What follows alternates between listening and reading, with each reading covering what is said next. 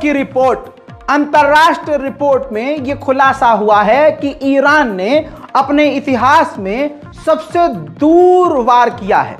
पहली बात तो वो हमला ही नहीं करता था, लेकिन ईरान ने सबसे पहले अगर मिसाइलें दागी हैं पहली बार कहीं, तो वो सबसे लंबी दूरी की मिसाइल दागी है। वो उससे भी दूर दाग सकता था और जानबूझकर ईरान ने, ये ब्लूमबर्ग की रिपोर्ट है, जानबूझकर ईरान ने लंबी दूरी की मिसाइल दागी ताकि इजराइल को ये एहसास हो सके कि नहीं बाबा, ईरान हम पर भी हमला कर सकता है। यानी अंतरराष्ट्रीय रिपोर्ट ये कह रही है कि ईरान ने कई जगह पर अपनी लंबी दूरी की मिसाइल दागकर इजराइल को यह इशारा किया है कि भैया हम तुमको भी हिला सकते हैं। 24,500 गाजा के अंदर मौत, शहीदों के आंकड़े बढ़ चुके हैं।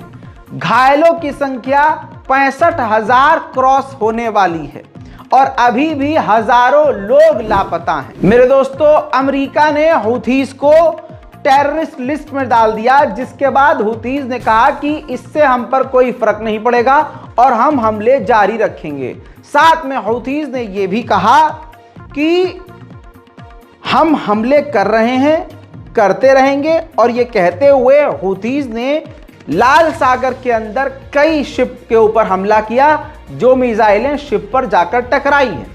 मैंने आपको एक बात और बताई थी कि भारत के विदेश मंत्री ईरान क्यों हैं, उसमें अब खुलकर रिपोर्ट आ गई है। जो एक बात मैंने कही थी, रिपोर्ट यह है कि भारत डिप्लोमेटिक रास्ता निकाल रहा है, एक तरह से ईरान को और हूथीज को अपने अंटे में ले रहा है कि हूथीज भारत के जहाज़ों को निशाना ना बनाए। और हूथीज के द्वारा ये बात आ रही है इशारों में। ईरान ने क्लियर कह दिया है अपने दोस्त भारत से कि आप चिंता मत कीजिए, हूथीज के निशाने पर आप नहीं हैं। लेकिन फिर भी भारत को यकीन नहीं है, क्योंकि सबको पता है गैर मुस्लिम देश है, इजराइल के साथ अच्छी हमारी दोस्ती है। अब आगे बढ़ते हैं। हूथीज के ऊपर, यमन के ऊपर जो अमेरिका ने हमला किया है, उस हमले की वजह से ईरान जो हथियार सप्लाई करता था हूथियों को, उसकी सप्लाई में देरी आ गई है। यानी इस हमले में कम से कम अमेरिका का यह फायदा हुआ कि अब हथियार तेजी से ईरान नहीं भेज पा रहा है यमन। उधर ईरान ने वार्न किया है अमेरिका को कि आप अपनी नीति और अपने टारगेट को, मतलब अपनी नीति को इजराइल की नीति से मत मैच कीजिए, नेतन्याहू से अपने आप को दूर रखिए। वहीं अभी कुछ वक्त पहले, हफ्ता डेढ़ हफ्ता पहले, हिंद महासागर में 2 इजराइल की शिप पर हमला हुआ।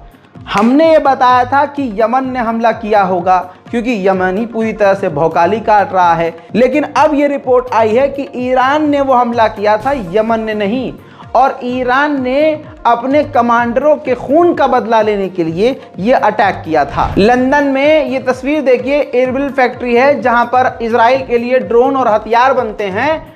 एक्टिविस्ट लोगों ने उस पूरी बिल्डिंग को लाल पेंट से रंग दिया। उधर इजराइल वेस्ट बैंक में भी एयर स्ट्राइक शुरू कर चुका है। फिलिस्तीन के वेस्ट बैंक में एयर स्ट्राइक करके इजराइल ने 10 फिलिस्तीनियों का कत्ल कर दिया है। उधर गाजा के अंदर अपने खतरनाक फाइटर जेट F-16 का इस्तेमाल करके भारी भरकम बम गिरा रहा है। अब ये बम देखिए जो जमीन पर पड़ा हुआ है, लेकिन ये फटा नहीं है। गाजा में अमेरिका और इजराइल के ड्रोन लगातार उड़ रहे हैं। एक अच्छी खबर आपको बताऊं तो पिछले 24 घंटे के अंदर इजराइल के 5 और सैनिक वासिले जहन्नम गाजा की सरजमीन पे हुए हैं और दर्जनों घायल भी। इटली के विदेश मंत्री ने कहा कि इजराइल को हम याद दिलाना चाहते हैं और याद दिला रहे हैं कि हमारा लक्ष्य 2 स्टेट सॉल्यूशन है। ऐसे बहुत सारी कंपनियां हैं जो इजराइल को सपोर्ट कर रही है। मैकडी है, स्टारबक्स सबसे पहले नंबर पर है। अब स्टारबक्स ने अपना एक कप यानी मग रिलीज किया है जो वाटरमेलन यानी तरबूज के डिजाइन का है। और आपको बता दूं, अगर आपको नहीं पता, कि जो फिलिस्तीनी समर्थक हैं वो तरबूज को एज अ फिलिस्तीनियन, जी हाँ, फिलिस्तीनी के तौर पर प्रदर्शन में दिखाते हैं, झंडे के तौर पर इस्तेमाल करते हैं, क्योंकि उसका रंग फिलिस्तीन की तरह है। उस पर जो रंग है लाल, काला और हरा, वो फिलिस्तीन की तरह है। प्रदर्शन में दिखाया जाता है फिलिस्तीन के झंडे के लिए अलग अलग जगह। तो अब ये मग रिलीज जंग के दौरान किया है जब कत्लेआम गाजा के अंदर हो रहा है। स्टारबक्स का एक बार फिर से नाम आ रहा है, दुनिया में बाइकआउट की बात फिर से हो गई है और आपको बाइकआउट करना है और इस रिपोर्ट को शेयर करना है। मैं आपसे कह रहा हूं बाइकआउट करिए और करते रहिए।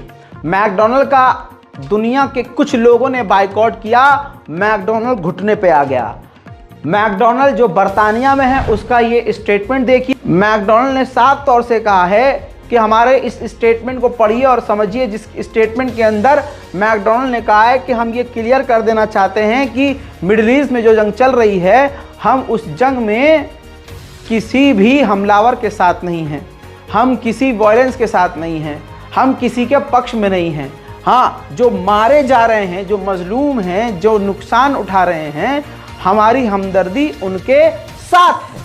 अब यहाँ मैकडॉनल्ड को मैं भारत के मुसलमानों की तरफ से एक जूता जरूर मारूंगा कि सुनो, अगर तुम सच में मजलूमों के साथ हो तो तुम्हारे में दम होना चाहिए कि इजराइल को खाना ना खिलाओ फिर भूखों को खाना खिलाओ। अगर तुम्हारी नीयत इतनी अच्छी है तो गाजा के अंदर जाओ, खाना बांटो।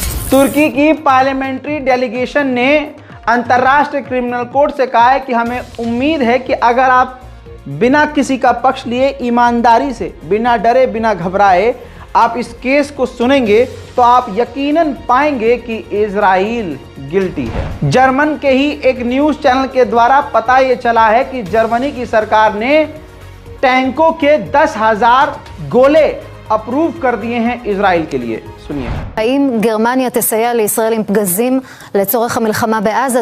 ממש בדקות האחרונות המגזין הגרמני דר שפיגל מפרסם את הידיעה של ממשלת גרמניה נעתרה לבקשה הישראלית שבעצם מונחת לפניה מאז חודש נובמבר לספק לא פחות מ10,000 פגזי טנק בקוטר 110 מילימטרים. גרמניה מבינה שהמלחמה בעזה לא נגמרת, היא יודעת מה האיום הצפוני שעומד בפני ישראל, והיא בהחלט מראה את הנכונות שלה לערוב לביטחונה של ישראל. דיברנו לפני כמה ימים על הצטרפותה של גרמניה לימין ישראל בהליך שמתרחש בהאג נגד תביעת הג'נוסייד המופרכת של דרום אפריקה, והנה היא עושה זאת שוב ובגדול בפן הביטחוני. उधर इजराइल ने अपने सैनिकों की मदद के लिए 16 टन हथियार हवा से जमीन में गाजा के अंदर गिराए हैं।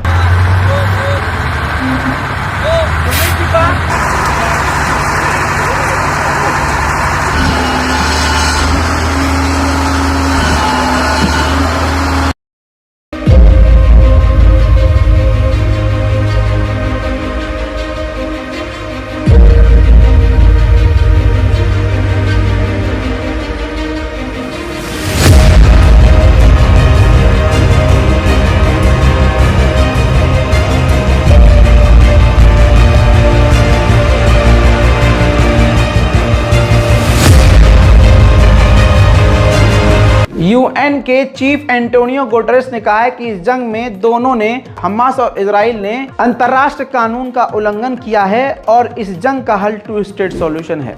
फिलहाल की इस रिपोर्ट में इतना ही। रिपोर्ट को शेयर कीजिए। जय हिंद।